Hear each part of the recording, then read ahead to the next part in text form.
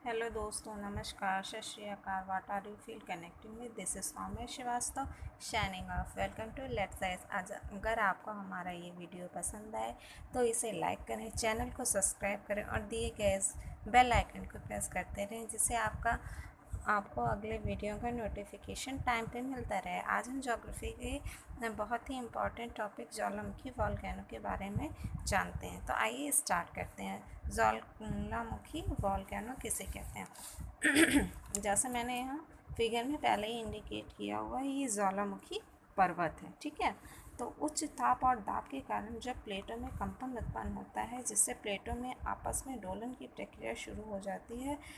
मतलब जब उच्च ताप, बहुत ही ज़्यादा गर्मी और दाब पड़ता है पृथ्वी के धरातल पर, तो जो पृथ्वी का धरातल जिन प्लेटों से निर्मित होता है उन प्लेटों में अचानक कंपन उत्पन्न हो जाता है जिससे प्लेटें इधर उधर भागने लगती हैं और उसमें दोलन की प्रक्रिया, मतलब हिलने डुलने की प्रक्रिया शुरू हो जाती है। जो पृथ्वी पे पहाड़ों से ज्वालामुखी फूटता है, जिसके कारण से पृथ्वी पे पहाड़ों से ज्वालामुखी फूट पड़ता है जिससे भूपटल के अंदर से तरल तप्त मैग्मा धधकता हुआ ऊपर पृथ्वी के धरातल पर आ जाता है और ये पिघला हुआ पदार्थ हजारों करोड़ों किलोमीटर के क्षेत्र में विस्तृत हो जाता है। इस प्रक्रिया को हम वॉल्केनो ज्वालामुखी कहते हैं। यह एक प्राकृतिक प्रदत्त प्रक्रिया है जिससे हम सभी और वह एक विस्तृत भूभाग प्रभावित होता है। तो ठीक है, समझ में आया ज्वालामुखी कैसे आता है।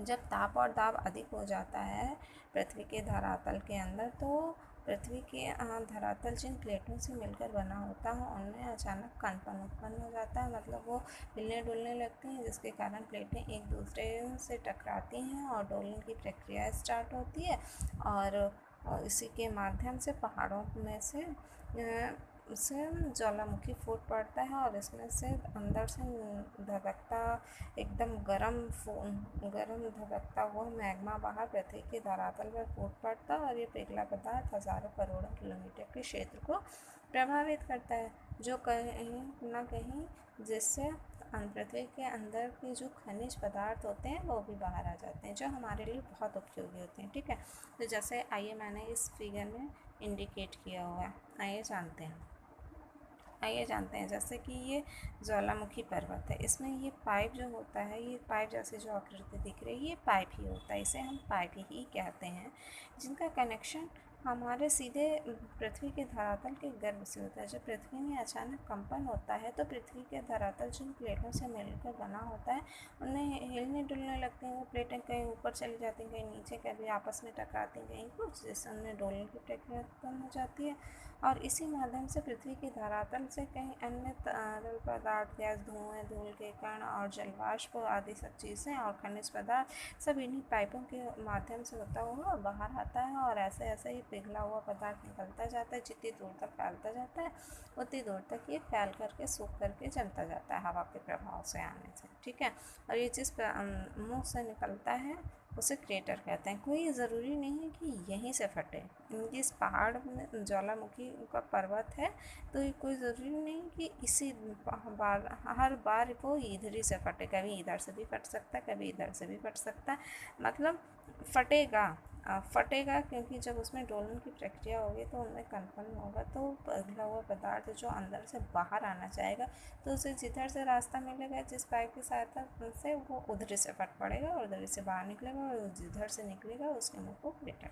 ठीक है, ज्वालामुखी पृथ्वी के ऊपर वह प्राकृतिक दरार व छेद है जिससे होकर पृथ्वी के अंदर से तरल पिघला पदार्थ मैग्मा बाहर आता है और जम जाता है। ज्वालामुखी की प्रक्रिया द्वारा जो पदार्थ पृथ्वी के अंदर से बाहर आता है, बाहर आकर हवा के संपर्क में आकर शीघ्र ही ठंडा हो जाता है और छोटे छोटे टुकड़ों में बदल जाता है, उसे सिंडर कहते हैं। जैसे इस पाइप के माध्यम से पृथ्वी के गर्भ से जो तरल पदार्थ बाहर आता है, तरल पिघला हुआ पदार्थ, वो हवा के संपर्क में आता है तो वो छोटे छोटे पार्ट में ठंडा होकर के जम जाता है, कई सैकड़ों करोड़ों किलोमीटर तक, तो उन्हें हम सिंडर कहते हैं। ठीक है, ज्वालामुखी उद्गार में निकलने वाली गैसों में वाष्प की प्रतिशतता सबसे अधिक होती है। मतलब इसमें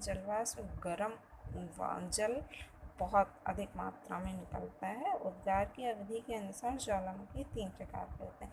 तो अभी हमने जाना कि ज्वालामुखी कैसे आता है और वो उस निकलने की क्या प्रक्रिया है और कैसे वो पृथ्वी के धरातल पर फूटता है। अब हम जानते हैं कि उद्गार के आधार पर मतलब उसकी उत्पत्ति के आधार पर ये ज्वालामुखी होते कितने प्रकार के हैं। ये मुख्यतः 3 प्रकार के होते हैं, सक्रिय ज्वालामुखी, प्रक्षुब्ध ज्वालामुखी और शांत ज्वालामुखी।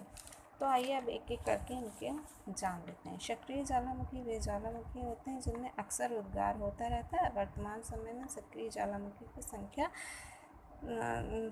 लगभग 500 है। ठीक है।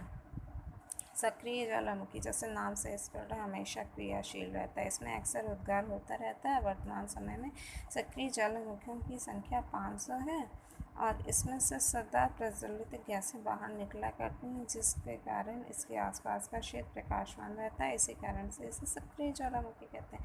प्रक्षुब्ध ज्वालामुखी दूसरा है जिसमें निकट में अतीत में कोई उद्गार नहीं हुआ है लेकिन कभी भी उद्गार हो सकता है, इसे प्रक्षुब्ध ज्वालामुखी कहते हैं। शांत ज्वालामुखी, यह ज्वालामुखी ऐसा ज्वालामुखी होता है जिसमें ऐतिहासिक काल से कोई भी उद्गार नहीं हुआ तथा इसमें पुनः उद्गार होने की कोई भी संभावना नहीं है। इसी कारण से ज्वालामुखी को शांत ज्वालामुखी कहते हैं। तो ठीक है, हमने जाना आज कि ज्वालामुखी किसे कहते हैं, इसके अंदर से कैसे कैसे पदार्थ किस प्रकार से बाहर निकलते हैं और ये प्रक्रिया कैसे संपन्न होती है तथा ये कितने प्रकार के होते हैं।